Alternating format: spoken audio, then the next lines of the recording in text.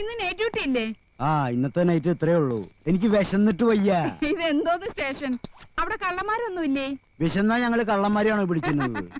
ദോശ ഉണ്ടാക്കട്ടെ? ഉണ്ടാക്കിക്കോ, 10 15 ഉണ്ടാക്കിക്കോ.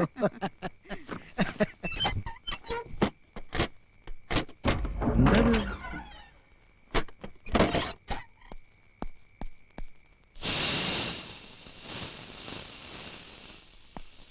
എന്താടി ഒരു ശബ്ദം കേട്ടത്? എന്ത് ശബ്ദം?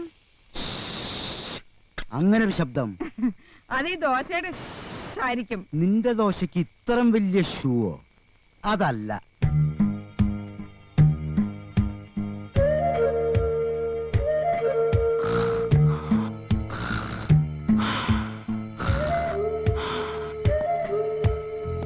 മാഷേ, ആരാ? അമ്മിണിയ? മാഷേ, അമ്മിണിയല്ലോ, പിന്നെ ആരാ? എന്താ എന്താ? എന്തോ ഒരു ശബ്ദം കേട്ടില്ല മാഷേ. ശബ്ദോ?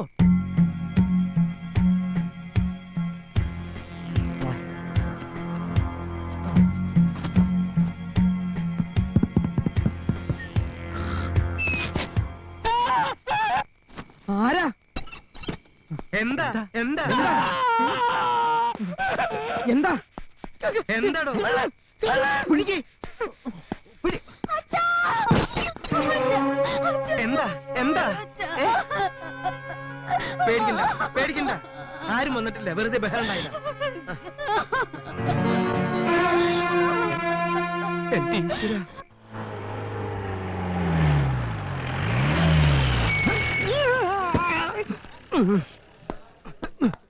എന്താണോ ഈ വാതിലും ജനവാതിലും ഒക്കെ അടച്ചിട്ടിരിക്കുന്നത്? അത് കള്ളനകത്ത് കയറിയ ശേഷം അടച്ചതാ. അപ്പൊ കള്ളനകത്തുണ്ടോ? ഇല്ല, പുറത്തു പോയതിനു ആ, ശേഷം. ഇനി എന്റെ ആവശ്യമില്ല.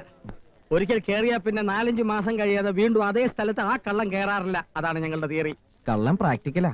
ആഹാ, കുറച്ചു ദിവസം ലീവ് എടുത്ത് വീട്ടിൽ പോയി കുടുംബത്തെ കാണണമെന്ന് വിചാരിക്കേണ്ട താമസമേ ഉള്ളൂ. അപ്പോഴത്തേക്ക് ഇടിത്തി പോലെ എവിടെ നിന്നും ഒരു കള്ളം വന്ന് വീഴും. ഇതെന്ത് നാടാണ് മാഷേ? ഇതാണ് മാഷ്, ഞാൻ അധികാരി. നിങ്ങൾ ആരാണെന്ന് ചോദിച്ചില്ല. ഇതെന്ത് നാടാണ് മാഷേ? ഇവിടെ കള്ളന്മാരല്ലാതെ നല്ല മനുഷ്യരാരും ഇല്ലേ? ഞങ്ങളൊക്കെ നല്ല മനുഷ്യരാണ് സാർ. ഈ കൂട്ടത്തിൽ ഒരു ഒറ്റ കള്ളന്മാരും ഇല്ല. സാറിന് മനസ്സിലായില്ലോ. ഞാൻ പണിക്കരാ. എന്താ പണി? പണിയൊന്നും ഇല്ലാത്ത പണിക്കരാ. ഞങ്ങൾക്ക് പണി ഉണ്ടാക്കരുത്. പോലീസ് വെടിവെക്കുമ്പോ മുമ്പിൽ കയറി വെടിവെക്കരുത്. ഉണ്ട തട്ടി ചത്തു, മനസ്സിലായോ? നല്ല പൂമണം. ആ, അന്വേഷണത്തിന് ആകെ കിട്ടിയൊരു തുരുമ്പ. അവൻ ഉടുക്കാൻ കിട്ടൊരു ലുങ്കി സഹിക്കാൻ വയ്യ. താനിതുകൊണ്ട് ഭംഗിയായിട്ട് അലക്കി ഇസ്തിരിട്ട് മടക്കി പോയി നായെ കൊണ്ട് മണപ്പിക്കാനുള്ളതാ. ആ കള്ളൻ ആ ലുങ്കി എന്നെ പുതപ്പിക്കായിരുന്നു സാർ. പൊത്തപ്പിക്കുന്ന താൻ കണ്ടോ? ഞാൻ കണ്ടില്ല. ഈ നളിന ഞാൻ കാണുമ്പോ കളർ ലുങ്കിയില്ലായിരുന്നു. അവന് തുണിയില്ലായിരുന്നോന്ന് കണ്ടപ്പോ തന്നെ കണ്ണിലിരുട്ട് കയറി, അതുകൊണ്ട് ഒന്നും കാണാൻ പറ്റിയില്ല. ആ സമയത്ത് തന്റെ കണ്ണി പവർ കട്ടായിരുന്നോ?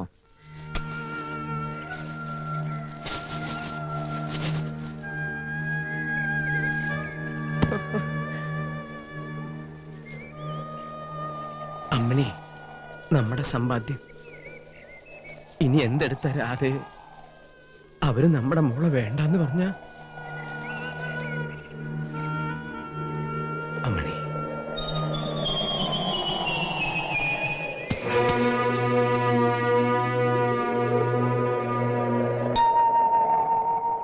എന്താടാ? വാ.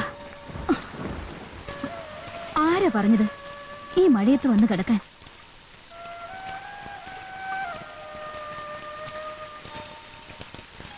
എന്തും നേരിടാൻ കരുത്തുണ്ടാവണമെന്ന് എന്നോട് എപ്പോഴും പറയാറുള്ള ആളാ ഇപ്പൊ തല ചുറ്റി വീണ് കരയുന്നത്. എഴുന്നേറ്റ് ചെന്ന് ആ കളനെ പിടിച്ച് 2 പൊട്ടിച്ചിനി കക്കരുതെന്ന് പറ. നല്ല കഥ. ഇങ്ങനെയാണോ ആണുങ്ങള്?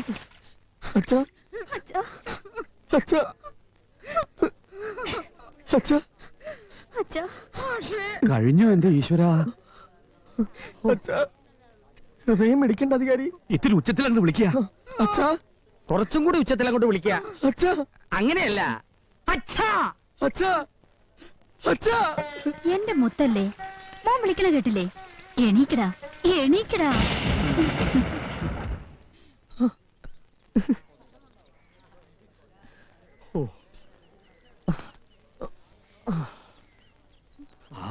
എണീറ്റല്ലോ. ഇനി ആരും പേടിക്കണ്ട. കാര്യമായി മാഷെ ആരോ താങ്ങിയിട്ട്, അല്ലെങ്കിൽ ഇത്രയും ദൂരം പോയി ഇങ്ങനെ ആരും തിരിച്ചു വരില്ല. അത്ഭുതം. മാഷ് ശവായി എന്നാ ഞാനും വിചാരിച്ചേ. ഇയാള് പോയില്ലേ? ഇല്ല.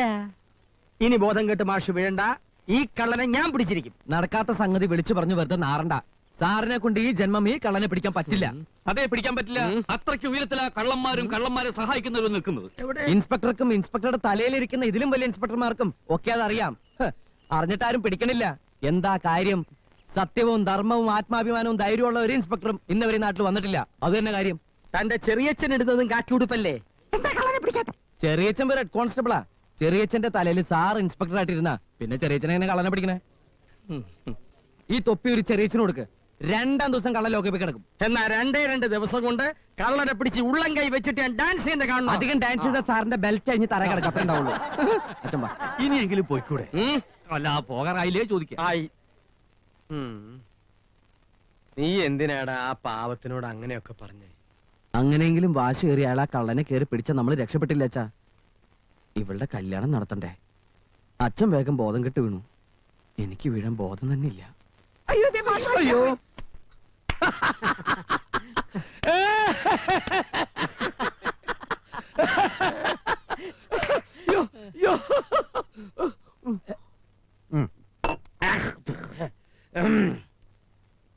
എന്നോ ചത്തുപോയ തള്ളയുടെ തലയ്ക്ക് വിളക്കും വെച്ച് എന്നെ വെല്ലുവിളിച്ചു പോയിട്ട് എന്തായി? കലങ്ങിയില്ലേ? എല്ലാം കലങ്ങി ഒലിച്ചു പോയില്ലേ?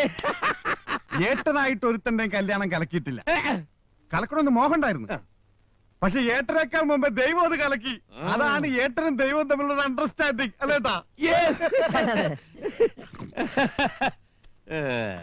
എന്നെ പട്ടിയാക്കി മാറ്റി നിർത്തി തുലാം 16 അയാള് കല്യാണം നിശ്ചയിച്ചു. നിങ്ങൾ എല്ലാവരും നോക്കിക്കോ, അന്നേ നാട്ടിലൊരു കല്യാണമേ നടക്കൂ. നമ്മള് കാത്തിരിക്കുന്ന ചന്ദ്രപ്പന്റെ രുക്മിണിയുടെയും കല്യാണം. നീ സന്തോഷത്തോടെ ഇരി. ഏട്ടൻ പറഞ്ഞതാ. ചന്ദ്രപ്പൻ രുക്മിണിയുടെ കഴുത്തിൽ താലി കെട്ടുമ്പോ കിട്ടാതെ പോയ താലിയോർത്ത ആ മാഷയുടെ മോള് നീറി നീറി നിലവിളിക്കുന്നത് ഈ നാട്ടുകാര് മുഴുവൻ കേൾക്കും. കേൾക്കൂ ഏട്ടാ, കേൾക്കും. ഓ, കല്യാണം കഴിഞ്ഞില്ല എന്ന് വിചാരിച്ച് നിലവിളിക്കുന്ന പെൺകുട്ടികളൊന്നും ഇപ്പോഴത്തെ കാലത്തില്ല. അത്രയും മനസമാധാനത്തോടെ ഇരിക്കാന്നേ അവര് വിചാരിക്കൂ.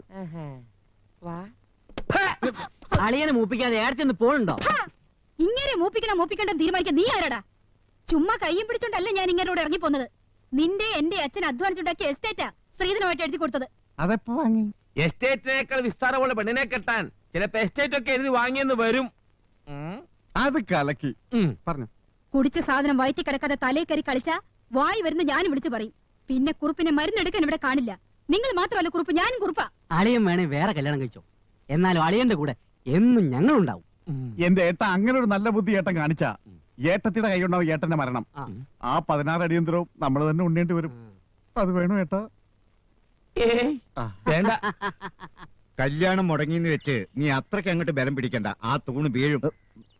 കള്ളം കയറുന്നതും സാധനങ്ങൾ കട്ടുകൊണ്ടുപോകണമൊക്കെ സാധാരണയല്ലേ മേസ്ത്രി? എന്നാലും മനുഷ്യന്റെ നന്മ എന്ന് പറഞ്ഞ സാധനം ആർക്കെങ്കിലും കട്ടുകൊണ്ടുപോകാൻ കഴിയുമോ? ഈ കല്യാണം എങ്ങനെയും നടക്കണം. ഞാനും ഒരു അസല് കള്ളനാ. ആ പറഞ്ഞ സ്വർണ്ണമില്ലാതെ ഞാൻ ഈ കല്യാണം നടത്തില്ല. അച്ഛനിൽ നിന്ന് 4 വട്ടം മോഹാൽസ്യം ഉണ്ടായി. നല്ല ചെന്നിനായകം പാലിലങ്ങോട്ട് അരച്ചു കൊടുത്താൽ മോഹാൽസ്യം മാറിക്കിട്ടും. കഴിയുന്നതും ചീത്തവാക്കുകളില്ലാതെ നമുക്ക് സംസാരിക്കാം. രാധയ്ക്ക് കൊടുക്കാൻ 91 പവനാ ഞങ്ങൾ കരുതി വെച്ചത്. നിശ്ചയിച്ച തീയതിക്ക് തന്നെ എങ്ങനെയെങ്കിലും കല്യാണം നടത്തണം. വീടും പറമ്പും വിറ്റിട്ടായാലും രാധയ്ക്കുള്ളത് കല്യാണം കഴിഞ്ഞാലും ഞങ്ങൾ തന്നോളാം. കള്ളം കട്ടോണ്ട് പോയിന്ന് പറഞ്ഞാൽ ഈ നാട്ടിൽ ആരും വിശ്വസിക്കില്ല കുട്ടി. ആ 91 പവനെ ഞങ്ങളെ കാണിക്കും. കല്യാണത്തിന് ഇനിയും ദിവസങ്ങളില്ലേ? രാധയ്ക്ക് കൊടുക്കാൻ വെച്ച സ്വർണം ഒന്നുകൂടി അങ്ങോട്ട് ഉണ്ടാക്കാൻ അച്ഛനോട് പറ. എന്നാ മുഹൂർത്തത്തിന് കല്യാണം നടക്കും. അല്ലെങ്കിൽ ഇവന്റെ പെണ്ണ് വേറെ. അങ്ങനെ ഒരു പെണ്ണിനെ കൊണ്ടുവന്നാൽ ഞാൻ കെട്ടൂലെങ്കിലോ? നീ കെട്ടൂലെങ്കിൽ ഞാൻ കെട്ടും. ഇവിടെ അടുത്തെങ്ങാനും ഇത്തിരി വെള്ളം കിട്ടുമോ? എന്റെ ദാഹുണ്ടോ? ആ വഴിക്ക് പോയ ഒരു അമ്പലക്കുളമുണ്ട്. എനിക്കിനി വീട്ടിലേക്ക് പോണമെന്നില്ല. ഞാനാ കുറച്ച് ചടിച്ചത്തോളാം. നിങ്ങൾ അച്ഛനോട് വിവരം പറഞ്ഞാൽ മതി. വെള്ളത്തിൽ മുങ്ങി ചത്തത് എന്റെ പ്രശ്നം തീരുവോ? എന്താ അത്? അങ്ങനെ ഇവിടെ കല്യാണം മുടങ്ങുന്നില്ല. എല്ലാരും കൂടി വട്ടത്തിരുന്ന് ഉറപ്പിച്ച കല്യാണ. അതിൽ നിന്ന് പിന്നോക്കം മാറിയ മേസ്ത്രിക്ക് നാട്ടിൽ മേസ്ത്രി അടി ജീവിക്കാൻ പറ്റുമോ? ആ കുളത്തിൽ വെള്ളം ഉണ്ടെന്ന് തന്നോട് ആരാ പറയാൻ പറഞ്ഞു? ഞാൻ ചാടാൻ പോയപ്പോ ഉണ്ടായിരുന്നു. ഇപ്പം വെള്ളം ഉണ്ടോന്ന് അറിയില്ല. ഓ സഹദേവൻ, ഒരു മിനിറ്റ്. എല്ലാരും എന്നോട് ക്ഷമിക്കണം. എന്റെ അച്ഛന് ഇങ്ങനെ ഒരു മുഖമുണ്ട്. അച്ഛനെ നിന്ദിക്കാൻ പാടില്ലെന്ന മാഷെന്നെ പഠിപ്പിച്ചത്. ഇല്ലെങ്കിൽ അച്ഛനെ 2 പൊട്ടിച്ചേനെ. അത് വേണോ? അത് വേണോ വേണ്ടോ എന്ന് ഇതുവരെ തീരുമാനമായിട്ടില്ല. വിഷമിക്കരുത്. ഒരു കാര്യം അറിയാനാണ് ഞാൻ ഓടി വന്നത്. രാധയെ കെട്ടാൻ പോകുന്ന ചെറുക്കന് ഒരു തന്ത വേണമെന്ന് മിസ്റ്റർ ദിനകരന് നിർബന്ധമുണ്ടോ? അങ്ങനെ ഒരു നിർബന്ധം എനിക്കില്ല. കല്യാണം കഴിഞ്ഞ് സൗകര്യം പോലെ രാധയുടെ ചെക്കനൊരു തന്തയെ കാണണമെന്ന് നല്ല മോഹമുണ്ട്. രാധയും ഭർത്താവിനെയും കുഞ്ഞിനെയും കണ്ണു നിറച്ച് കാണണമെന്ന് അമ്മ എപ്പോഴും അച്ഛനോട് പറയാറുണ്ടെന്ന് എനിക്കറിയാം. എന്നാ ഞാനത് ഏറ്റവും ഇനി അമ്മയെ കാണുമ്പോ അച്ഛൻ പറഞ്ഞോട്ടെ. മിസ്റ്റർ ദിനകരന്റെ രാധക്കുട്ടി ഈ സഹദേവന്റെ ജീവന. ഒരു കള്ളനത്തിന് സ്വർണ്ണം എടുത്തുകൊണ്ട് പോയി എന്ന് വെച്ച് ഞാൻ അവളെ ഉപേക്ഷിച്ചു എന്ന് നിങ്ങൾക്കൊക്കെ ഇങ്ങനെ തോന്നി. ആര് സമ്മതിച്ചില്ലെങ്കിലും തുലാം 16-ാം തീയതി രാധയുടെ കാര്യത്തിൽ താലി കെട്ടാൻ മാഷിന്റെ വീട്ടുമുറ്റത്ത് ഈ സഹദേവൻ ഉണ്ടാവും. നിങ്ങൾ സഹദേവനല്ല സഹദേവ, പിന്നെ ദേവനാ. ഈ നല്ല മനസ്സിന് ദൈവം തരും. അത് ദൈവം തരുമ്പോ ഞാൻ വാങ്ങിച്ചോളാം. നമ്മളിങ്ങനെ അറിയാതെ കല്യാണത്തിന് മുമ്പ് കെട്ടിപ്പിടിച്ച് പോയത് തൽക്കാലം അച്ഛൻ അറിയണ്ട. അറിഞ്ഞ പ്രശ്നം എന്നെ പൂട്ടിയിടും. അളിയൻ പോയിക്കോ, ആരും അറിയില്ല. ധൈര്യമായിട്ട് പൊക്കോ പൊക്കോ. ഹാവൂ, ഇപ്പഴാ ഒന്ന് ജീവൻ വെച്ചത്. ഈ വഴിക്കല്ലേ അമ്പലക്കുളം ഉണ്ടെന്ന് പറഞ്ഞത്. ഒന്ന് കുളിച്ചു കൊടുത്തിട്ട് പോവാം. കൃഷ്ണ കൃഷ്ണനല്ല, അയ്യപ്പനാ. രണ്ടും ഒന്നേടോ അയ്യപ്പാ. അയ്യപ്പാ.